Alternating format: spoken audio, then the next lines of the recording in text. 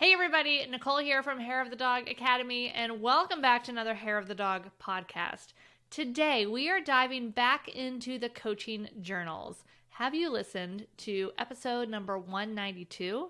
This was our very first coaching journals podcast episode, and this one is going to be building on that. Now, it's not imperative that you go listen to the first one first, but if you listen to this and you're like, oh man, this is really interesting, I want to hear the first one, well, jump back to 192, hairofthedogacademy.com/192, and you can take a listen to that. So anyway, what the heck are the coaching journals? Well, the coaching journals are two Elevate members that have agreed to share their experiences and let us follow along with everything that they have going on in their business, reporting numbers, clients, all of those things, sharing their goals, sharing their progress on their goals, sharing what they're doing for the goals, sharing their coaching calls with Heather, because they each get a bonus monthly coaching call with Heather, and so that we can really just follow along on what this takes to build a successful pet photography business. So today we have the second month of coaching calls from Christi Baker of Christi Baker Photography, as well as Monica Adalsteinsson. Adalsteinsson. Oh my gosh. I was practicing at Monica before the podcast to say it appropriately, and my tongue is tied. Adalsteinsson. Boom. I think I did it right. My apologies if I didn't, Monica. Anyway, next time we're going to pick people with easier last names. No, I'm just kidding.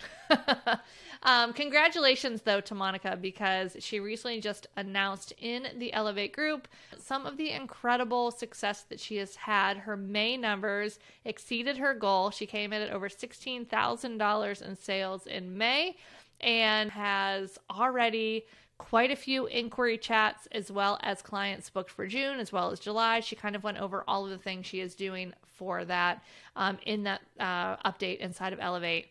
She's doing a fantastic job. Congratulations, Monica, on that recent accomplishment. But anyway, wanted to share with you guys these two coaching calls. So without further ado, I'm going to stop talking. I'm going to turn it over to these guys. We'll start off with Monica, and then we will also follow up with Christi's session. If you would like some of this coaching in your life, definitely come check out Elevate. It's really unbelievable how affordable it is for what it is and for the results that some of our students are getting inside of Elevate. It's absolutely incredible. Just go to www.hairofthedogacademy.com/elevate. Check it out. Bonus, when you join Elevate during the 6 months that you're in Elevate, you do have complimentary access to the full Hair of the Dog Academy, as well as Heather's full Flourish Academy. So that is included. So when you're checking out the crazy valuable price, keep that in mind. Anyway, without further ado, let's go ahead and roll the coaching journals. Monica, where do we find ourselves today? Oh my gosh. Well, today I'm doing really well. Okay, good. So I'm making a ton of money. Yes, I'm very happy. I'm less than 2,500 away from reaching my 16,000 goal right now. So For this month, and we still for have this month, a week left. yes. Okay, great. And do you Yeah, think, will you be able, do you see that happening? I see that happening simply because I have all my numbers right now. So I have 3 galleries that haven't been purchased yet. So that's an option to add to that. That could easily be an additional $6,000 if everyone purchases the biggest package. Right.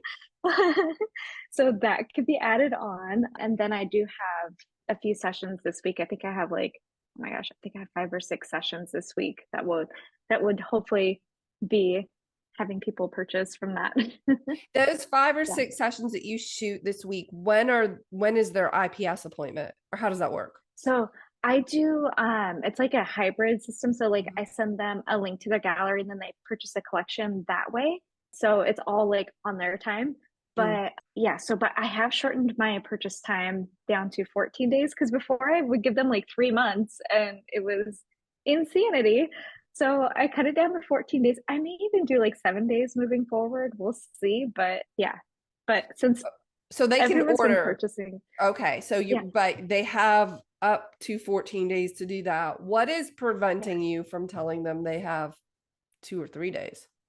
Right? I don't know. I think I get anxious because like the idea of like, what if they're out of town, or you know what I mean? Like at that time that I send them the link, like I want to give them some time to like be at home and like be ready and present for to look at their images. But that's my only hang up. Your only hang up is what if they're on vacation? Yeah. My clients apparently go on vacation a lot. I guess these people are just vacationers. They're always vacationing. Yeah. No, always I mean, going to Taylor Swift concerts. No. Right? Okay, so work out that thought a little bit. When you're feeling anxious about creating a shorter time frame, let's get really clear on what the thought is. Yeah. It's a really okay. Writing that down. So the feeling is anxious. So we're thinking something, and your thought was actually in the form of a question, which is like, what if they're not home? Which is basically like, what if they're not available? What if they're too busy? Right. Right. Right. Okay. Yeah. But I don't want you to leave your brain with a question. I want you to answer it. Okay. Like what's the real thought there? That's a statement. I'm feeling anxious because I'm thinking. I think deep down my thought is they haven't gotten their paycheck or something like that. Like they're not ready to pay me for my services. Aren't ready. Yes, and that's not a good thought. No, because we know it's not a good thought because it leaves you feel. It's actually, we don't know if that would be a good or bad thought, except that we can pay attention to the feeling. And if the feeling is anxious and the thought is I'm writing this down, they aren't ready to pay me, then what you do in your action line is you give them more time. Right. Based on this thought, they aren't ready to pay me. But is that true? How do we know that's true? Yeah. That's such a good point. Like, why would they not be ready? Yeah. Why would they not be ready? I've told them the pricing. They've been educated. Yeah. Like when I don't know about you, but when I purchase something, especially if it's kind of, I'm spending a little bit more money, like in the thousands, I actually want to make my purchase as quickly as possible. I have the opposite thought. Is like, I want to hurry up and do this today. Like if you gave me 14 days to do it, I would be doing it on day 1 or 2 as soon as I could make a few minutes to sit down and go through the gallery, because I'm excited, but this is just my money brain is like, I want to spend the money and get it done and pay it and move on. Yes. Okay. So if you could pick a feeling around, okay, first of all, let me back up and say, what would a number for time frame look like for you that's less than 14 days? I feel like 3 to 5 days, like maybe 5 days is like at the let's max. Split the difference and say 4. Okay, let's do 4. Because we're just, hey, last time we talked, you were telling me about how you made up a holiday. We can make up numbers. We totally can. Okay, so let's say you decide it's going to be 4 days. Okay. If you could pick any emotion to feel about 4 days, if like you could pick it, what would you choose? If I feel excited about it, because I get my money faster. Perfect. What would you need to think about 4 days in order to feel excited about it? Oh, I need to think about it. I need to think that I can get paid, I will be paid. They are ready to pay me. They're ready, willing, and able to pay me. I love that. Yes. They are, I'm writing it down. They are ready, willing. Somebody should teach that, and able to pay. I wonder who teaches that. That's just my favorite line, because because not only is it true, but it feels good. And so when we're coming from a place of like feeling good and excited about something, we just take better action. So what we're doing, you've probably picked up on this, is I'm putting this in a model. So the circumstance is 4-day gallery. The thought is they are ready, willing, and able to pay. The feeling is excited. And then what's the actions that you take from that place? I am going to initiate this. Right? Easy action. Yeah, it's super easy. You just do it and make it happen. And then guess what the result is? I'm gonna feel so much better. You would feel better because you would be getting paid faster. Yes. So the result is you are creating the container to make your money faster. And sales always tells us that people spend more when the emotion is high earlier on in the process rather than later. Oh, okay. Always. I will always spend more money in the first couple of days than I will 14 days later. Yeah. And that's because the initial reaction to the photos has diminished. Oh, that makes They still sense. love them. Of course they love them. Yeah. Yeah. But it's not the same like intensity. Correct. Yeah. The intensity of like they're blown away. They see the images for the first time. This is amazing, which is the reason IPS, when people see their photos for the first time in an IPS appointment, that's why it's so effective. Yeah. Because that emotion is really high. They're excited. They just make things happen. Too much. I have to wonder, just out of curiosity, if this doesn't increase your sales. Yeah. I would be so curious to see that too. I mean, maybe it does, maybe it doesn't. I'm actually thinking it probably will, but even if it didn't, you would still be getting through a session and the process and the workflow with each individual client faster, which would there's like a secondary benefit here. So getting paid faster is the primary. What would be the secondary benefit of getting these turned around faster?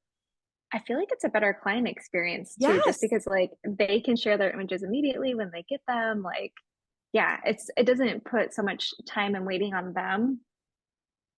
Yeah. So we have this thought, we have the thought they aren't ready to pay me. Yeah. Which doesn't create the best client experience because it's too much time. And then there's like room for your self-doubt or maybe their self-doubt and second guessing purchasing decisions, possibly. And then we have this thought, they are ready, willing, and able to pay. Yeah. How we think about this, number one, is a choice. You can think whatever you want about it. But if we could pick our thoughts and our emotions, why not choose the ones that serve us and our clients? Win. Yes. Okay. What are your thoughts or feelings on that whole? Oh gosh, I'm like, I'm going to implement it like immediately, but I'm also like, I have some people who are lingering and I'm like, how do I get them to like, because it's in the contract that like they have more time, but I don't even know if they read that stuff. Like, should I try to push them along? So like how many clients would you say are in this? I only have one that's really bothering me because it's been 2 months since I delivered the gallery. And like, I know they've got the money. So I'm like, why aren't you buying? Like, I don't understand. And they were very initially. Stop. Why aren't they buying? Why aren't they buying? I feel like they are prioritizing their money on other things. Because they can. Yeah, because I've given them that ability. Yes. Yeah.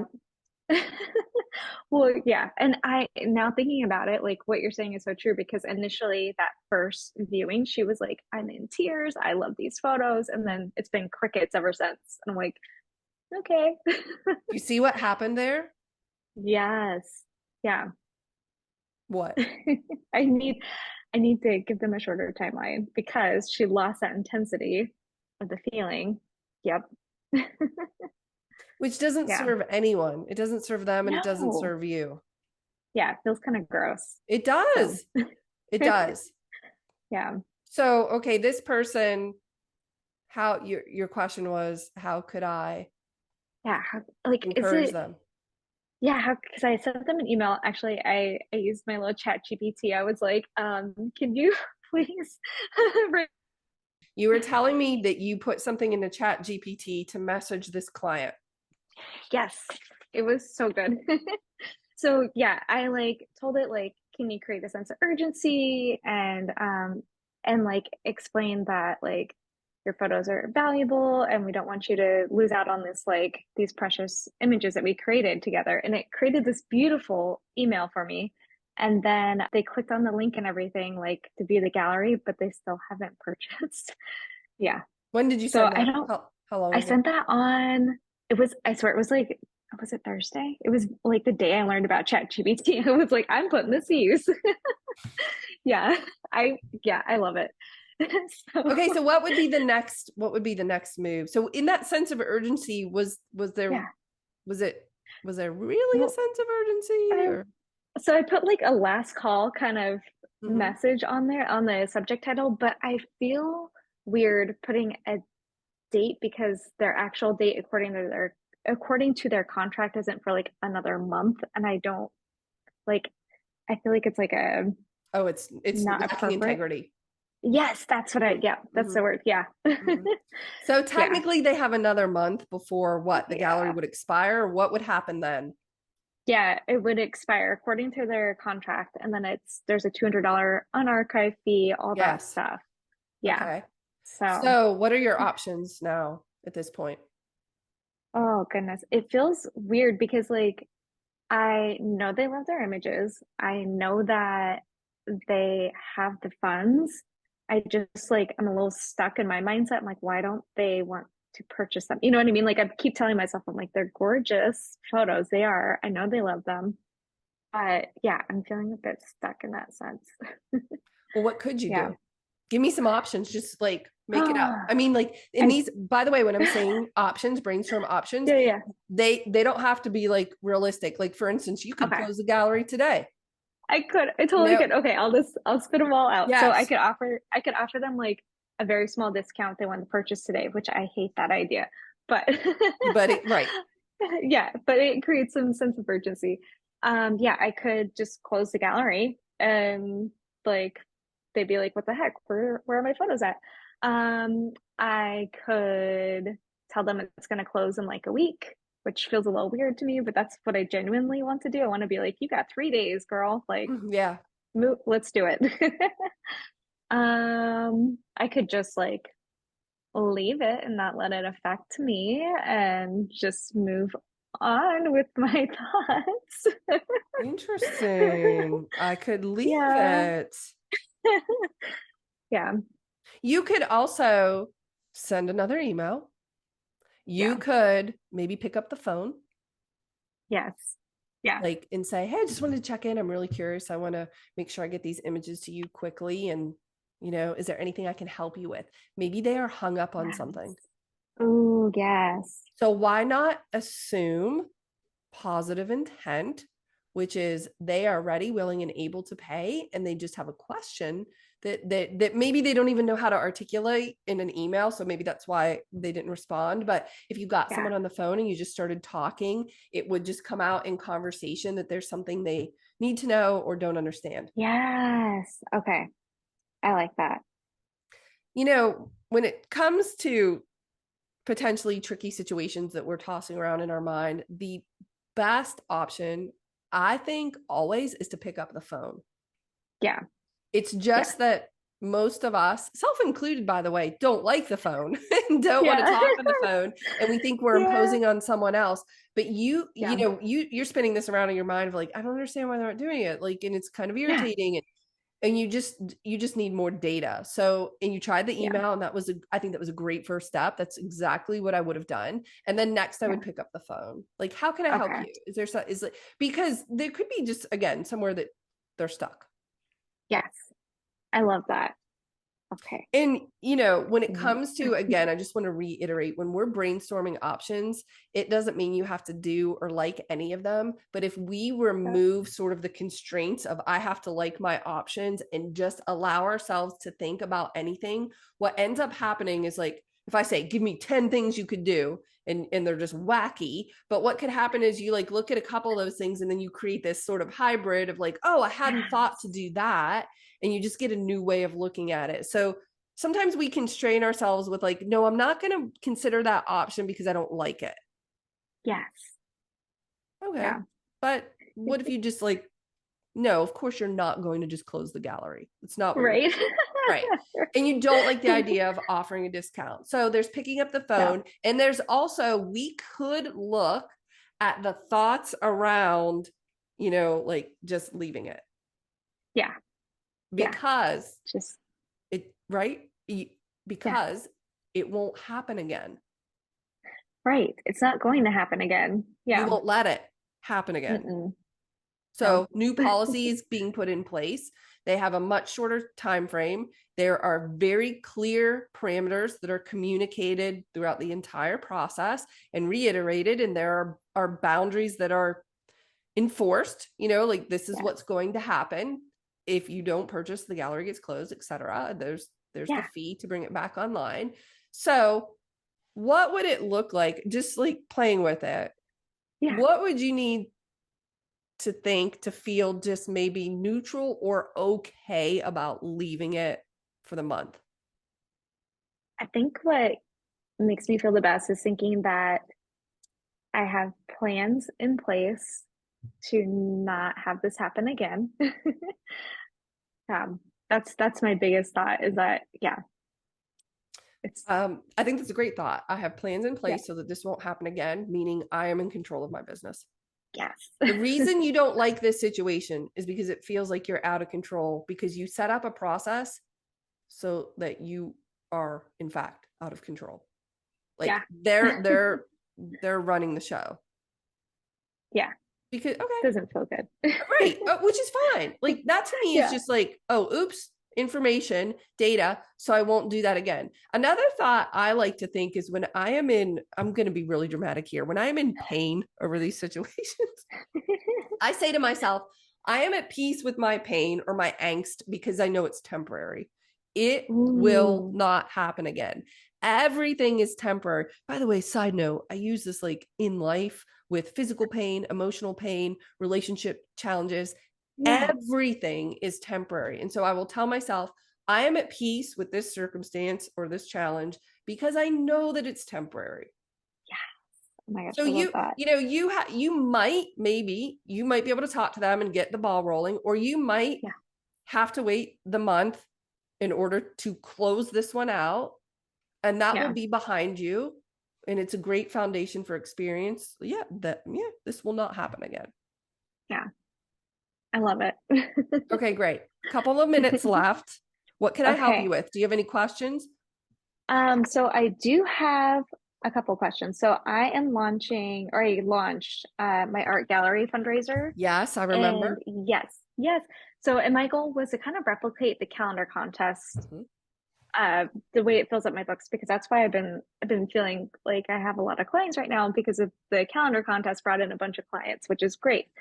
But I feel like I'm not having a lot of like buzz around the art gallery project fundraiser. Like I have 12 spots, only 4 people have applied. And I thought there'd be like so many people I would like have a hard time choosing. You know what I mean? So I'm like, why is there only 4 applicants? Like, should I like network with like businesses? Like I don't know. I'm a little stuck. Like why there's not much excitement. How did you get the 4? So I got the 4. They're from the rescue. All of them are because it's benefiting a rescue. So they're all from alumni from that rescue. So which is great. Like we want to see those dogs, but I like to like have a bigger reach. And that's another thing. The company that we're doing the art gallery at has been sharing my posts, but like no traction from that. Yeah. How else were you promoting it or talking about it? So I mostly just like I sent it in my newsletter, like sent out to my newsletter people. I posted it on social media, and that is really it. Now that I'm thinking about it, that's not very much. Well, that's 2 things, but how many times each did you do that? Oh, how much?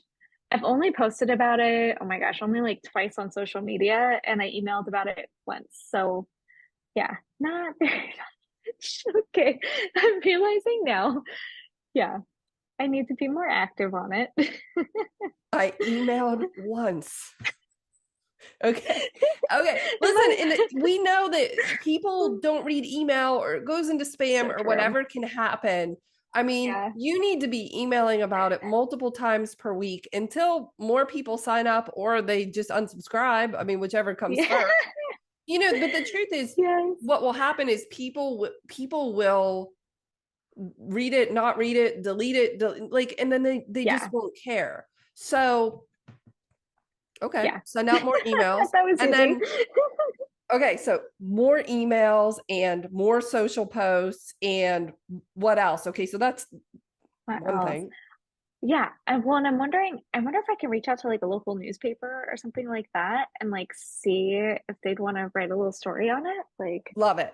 So yeah. the question becomes, who else can I talk to about this? Who else can I network with out in the community that would maybe love this idea and want to encourage people and talk to people and would be like, oh my gosh, Monica, that's so fun. That's so brilliant. Like, I would make a list of like 10 people I could maybe talk to about this, because some will be receptive and some just maybe won't understand, and that's fine. But like, how can I get more out into the community with this information? So the emails and the social media are great. Those are what I consider online marketing. But something like this that's in the community seems to be a better or more appropriate fit for offline marketing, which means how can I get out into my community and network and meet with other people or businesses to spread the word? How can I leverage a relationship, create a relationship, nurture the relationship, leverage the relationship in order to grow the awareness about what I'm thinking? Like, because it's a fun, great idea. Yeah. I just need people to know about it. Correct. Like the world needs to know how brilliant you are with things. Like, this is so fun and this is so smart. And they just need to know, like, when I think of it that way, like, seriously, my thought is like, if I'm like in your place and I'm you, I'm thinking, I have the best idea in the world. I am so smart. This is brilliant.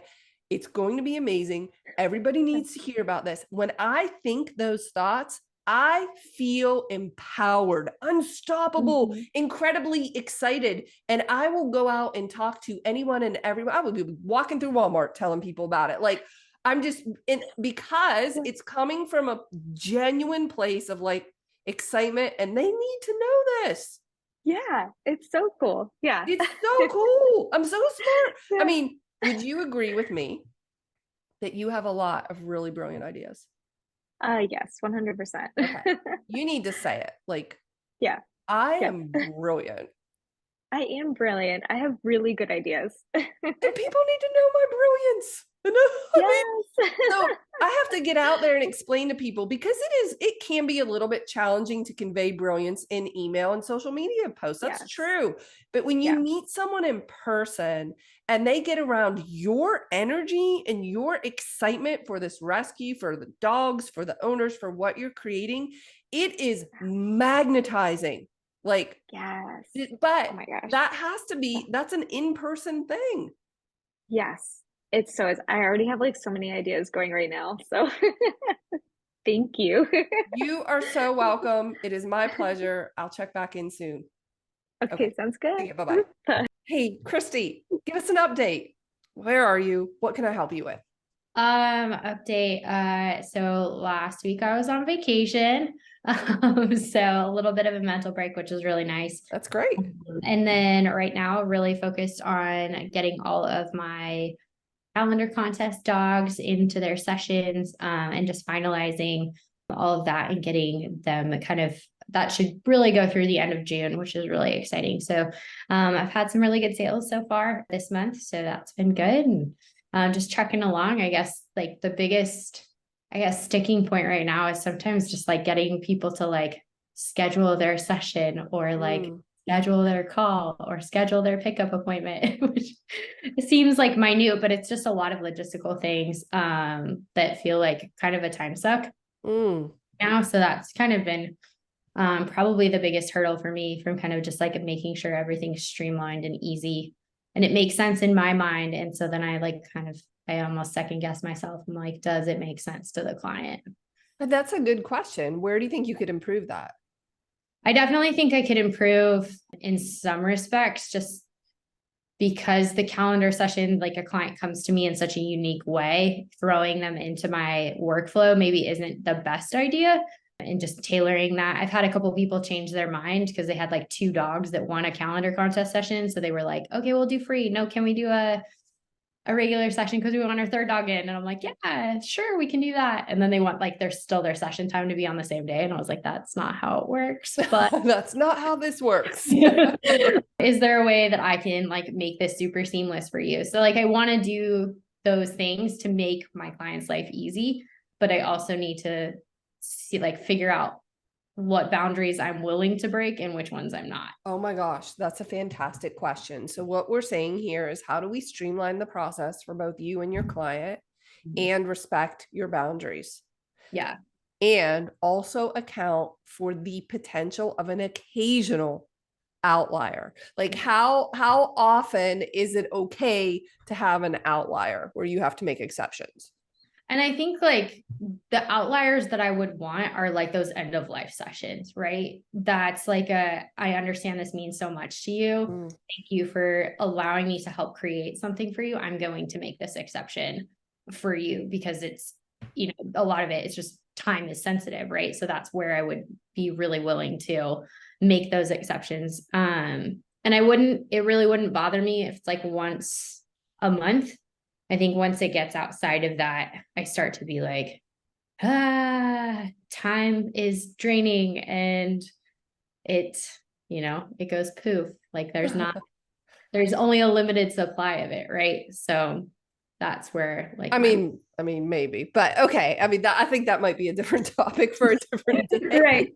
But no, it's important to make sure that you're respecting your own boundaries, because that helps you provide the best possible experience to your clients.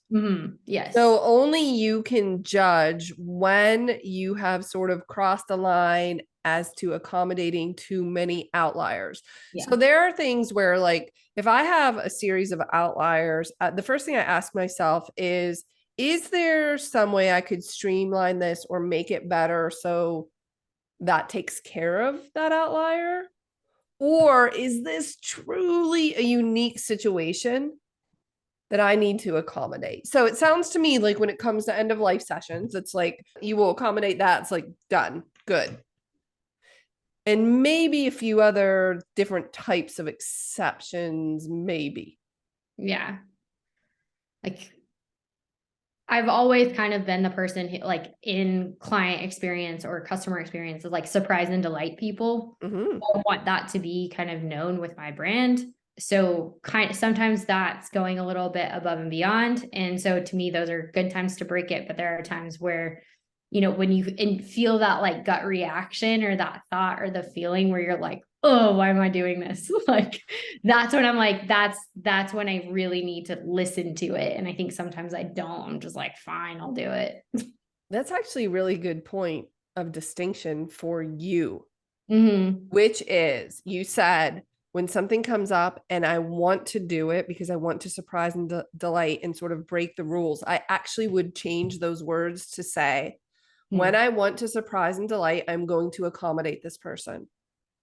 So it's actually not breaking any rules. Yeah. It's just, that's part of your experience.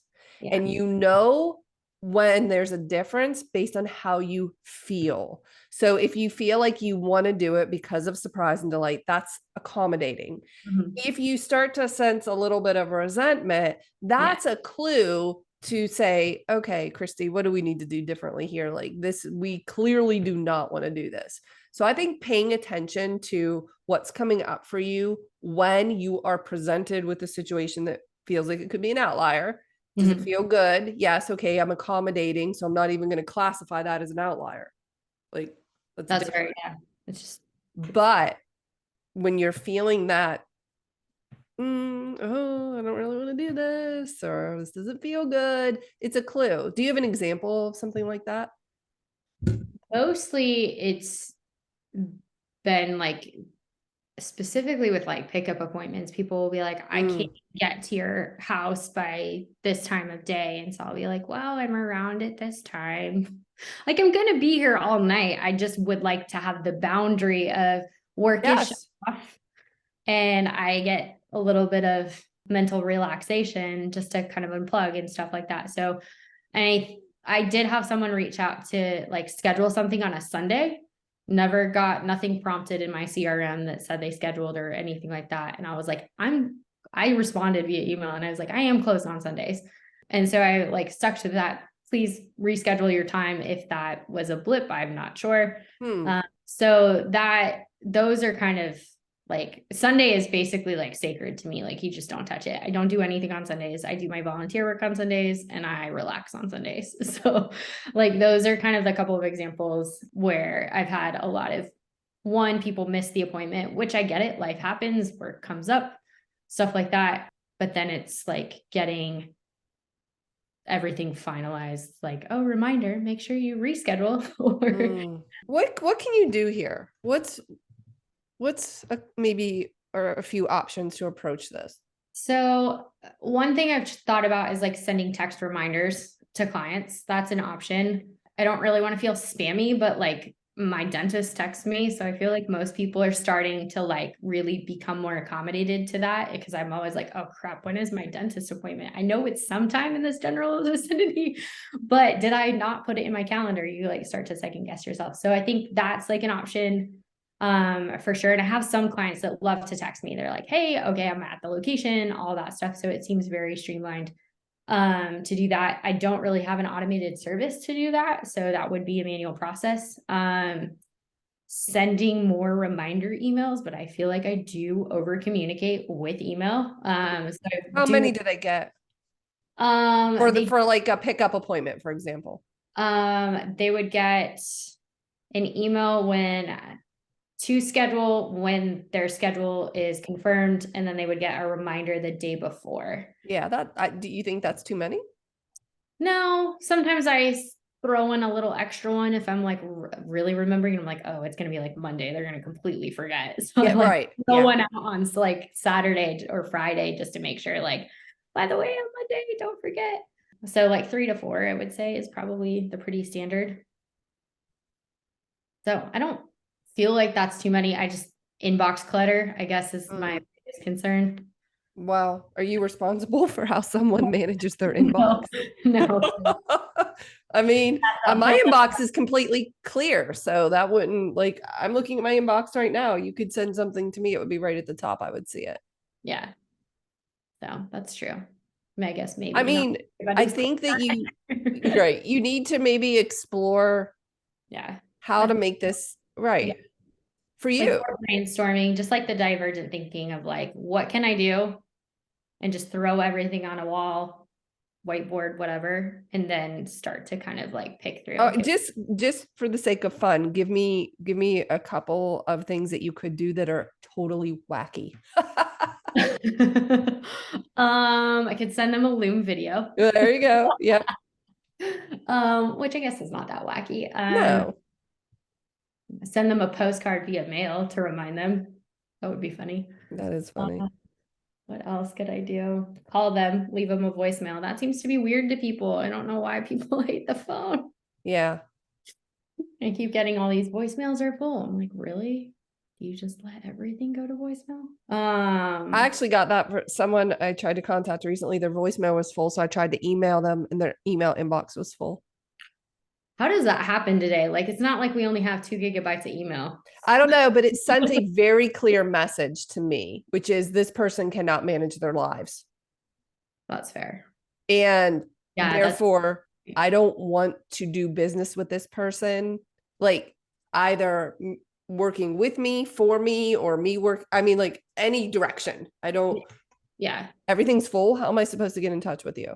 Mm-hmm. That's fair. Yeah, that's crazy. Like organizationally, you're like, right. What? Okay, I'm going to give you an idea that's like wacky and out there. Okay. If they miss, change, or reschedule, they get assessed a fee. Oh yeah. I know. Stop. Your face said it all. There's no way I'm doing that, Heather. I recognize that. I'm just saying, when we are brainstorming, we put anything and everything on the list. Yeah. Because there might be something that like you see all of these things together, and there might be something that like when combined with something else spawns a new idea. You're like, oh, I hadn't thought of that. You know, like, yeah. I mean, is there a way to communicate? Let me give you an example before I ask this question. when I was photographing 30 weddings a year, when my brides would call me, they would always apologize, and they would say, Heather, I know you're so busy. I respect your time. I just wanted to ask you this quick question. And they never missed appointments. They never missed phone calls. They never missed anything. One would argue it's because it's their wedding and it's pretty important. But Yeah. I think it was because they got the very clear message from me that I respected my time. Yeah. So when we had an appointment scheduled, it was like, you better keep your appointment because Heather's pretty busy and I don't know when you'll be able to rebook that. That's true. Well, Like, and like dentists charge a late fee. I mean, it's only $25, but like most of the time it's like enough to get people through that freaking door or to call 48 hours in advance, right? correct. There's like, you know, how much people respect you and how you run your business and your timeline and appointments. It is because of how you respect it and what you put out there, like the message that you're sending. So when I'm working with my coach, I actually get an email when I create the appointment. I think she uses, I want to say Acuity. So I get a confirmation email. Okay. I get an email 24 hours before, and I think the next one is 8 hours prior. It's either 4 or 8 because it seems to me that it's like right before the appointment. This is a Zoom call, of course. Okay. Yeah. If I want to reschedule, I can do so within 24 hours via the link in Acuity. If I go into Acuity and it's less than 24 hours, it just won't let me, you know, because that's obviously set up in the system. Okay. If I do not show up for the appointment, I'm assessed a $50 fee. And okay, I'm not suggesting you do that, but what I am suggesting is that like I never blinked an eye at that. That didn't like that's never been an issue for me because I don't miss appointments.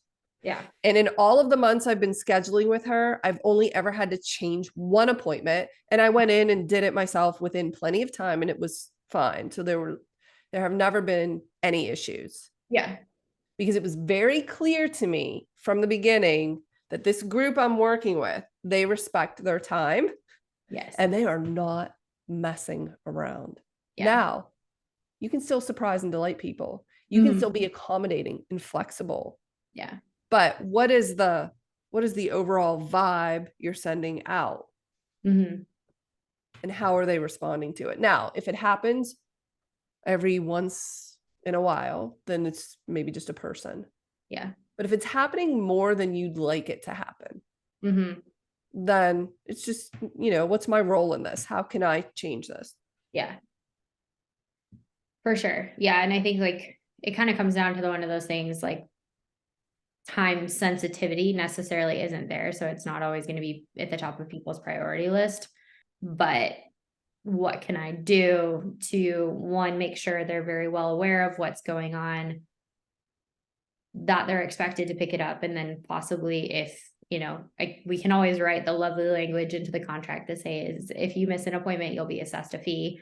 And then, you know, I can always have the option to be like, no, it's fine. Like I'll waive the fee this time, especially if it's one-off. If it's every, you know, if they've missed 3 pickup appointments, and I might be like, yeah, I'm going to assess you the fee. Here's the invoice. You can pay it right now. So, or I'm going to charge you to ship it to you.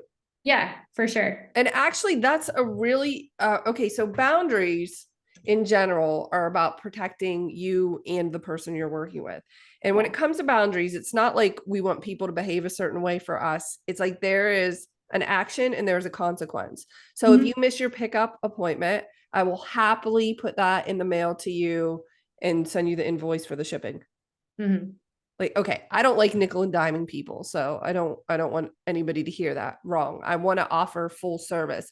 I'm just looking for policies that I can put into place or incentives. So, you know, the whole assessing a fee sort of is an incentive, but it's kind of like punishment if you don't do it, you know? So I'm not sure how right. Really but feel about it, but yeah, but offering an incentive maybe. But again, I mean, how big of a problem is this? Like in reality, how much effort do we need to put into this? it's been somewhat minuscule. It's mostly, it came all at once from my like my mini sessions that I did. And so like a few of them, some people, it was more than 48 hours. I need to reschedule. Totally fine. done. But I think it's because I had a little bit of volume this week that I just noticed. I was like, quite a few people missed. And they send me emails afterwards. They're very kind for the most part. But I'm like, is this a bigger consideration that I need to take into account? And maybe I just am having recency bias to this. But I also want to make sure that like I am always improving it. So it's kind of 1% too, is just like, you notice it. Is there something I can do about it? I love your awareness. So give me a gut check. Is this just because there was a lot and it was busy? Or is there, I mean, I don't know. It's probably more of the a lot, and it was busy, and I just like kind of got caught up in the like, is this a problem? Is it a real problem? Maybe it was a little more, I don't want to put words in your mouth, but maybe it was just a little more annoying because you were busy. Yeah, that's true. I mean, it's kind of one of those things where you're like, you know, you might be sitting around where you're like, I want to go run errands, or I have things. Oh, absolutely. Right. So you're yes. Like, so yeah, that, I mean, that's just, again, that's kind of the time boundary, right? Where I think it's more about like, how can I set this up in a way that also respects my time in addition to my client's time? Could you say, and specifically for the pickup appointment, that I am available, you know, I'm assuming they come to your home. Mm-hmm. Yeah. So I'm available between 4 and 5 p.m. on Wednesday, between 2 and 3 p.m. on Thursday. Like, and I'm not going to be available those other times, as in I'm not guaranteeing that I'm home. Yeah. Like you can't have, I don't want people, and trust me, it happens. I have a lot of photographers that come to my house, and sometimes people just show up here. And I am not okay with that. Right. I mean, like, we have camera club every month and it's free and it starts at 6:30 p.m. And I will have people pull into we have this homestead, so we're in the middle of the woods. So it's not like you can like park down the street. You're either here or I can see you. And I've had people show up at 5 p.m. when camera club starts at 6:30. And of course, I'm not going to just let them sit out there. So I go out and they'll say things like, oh, I got here early so I could pick your brain. And that's sort of crossing a boundary of like, oh, you're looking for some free coaching? And so you just showed up at my house early? I mean, I don't think there's ill intent, you know, and a lot of these people are my friends. But at one point, actually several points, I made announcements and posted in our events group that like, please do not show up prior to the start time of the event. Because like my family's here, we're eating dinner. I might have to run my son to work. I mean, there's, like you said, you might want to run errands. Like there's all kinds of things that happen. Yeah. So finding a way to put into words, these are the available pickup time slots, and they are like hard times. They're not like soft. Yeah. Could you find a way to say that? I think so. I would ask ChatGPT. ChatGPT. Yeah. ChatGPT was writing emails for me today. Well, I like did the magic email. I like tried that with somebody who kind of like didn't respond a couple of times, and I was like, okay, we're gonna just send it one more time. And I like made a really nice one. And the person responded, and they're like, yep, we're not, it's just not going to be a priority for us at this time. And I was like, cool, we're done. We'll close that out. It's fine. We're going to move on. Which I think was like really nice. And it was funny because I talked to my brother about that email because he does it all the time in his business. He's like, it gets people to respond to you. And you know what? If they're moving on, that's fine. Yes. If they're ready to commit to it. Like it gets like them in the process. So I was like, cool. It's lovely to hear that like other people are like have had that work with them. But yeah, ChatGPT helped me make that a little bit lighter. I love it. I love it. And I don't, you know, as entrepreneurs, specifically in our business, I don't think any of us love loose ends. Yeah. You want everything to be wrapped. Yes. And I think that's where like part of me is like, can you please just pick up your stuff? Because I technically still have a liability, like, right? I'm holding an asset. It's like in reality, if you're an accounting nerd, and I just want to deliver that or inventory. And I don't want your crap on my desk. Right. It's yeah. Like basically it. I need you to come pick this up. So I wonder if even send your survey, be done. Like, right. take it out of the shoots column and then Yes. you'll archive you in a nice little spot. So I wonder if there's also a way you could say it's very important that you pick up your products in a timely manner. Therefore, please select from one of the following times. Yeah. Like, yeah, again, Chat GPT would be able to put this together more eloquently, but I would ask Chat GPT, I would say, write an email for me in a conversational tone, encouraging my pet photography clients to pick up the products that have been delivered to my home whilst respecting my time. Keep it light and fun. You know, like I ask it to do that. So I don't want to yell at anybody or make it super serious. Sure. Yeah. But friendly and light. but firm, like conveying the message that this is important and this is how we do things. Yeah. I agree. Okay, great. Okay, perfect. Cool. Let me know if you need any help. Awesome. Tag me in the group and I'll talk to you soon. Okay. Sounds thanks. great. Bye. Thanks.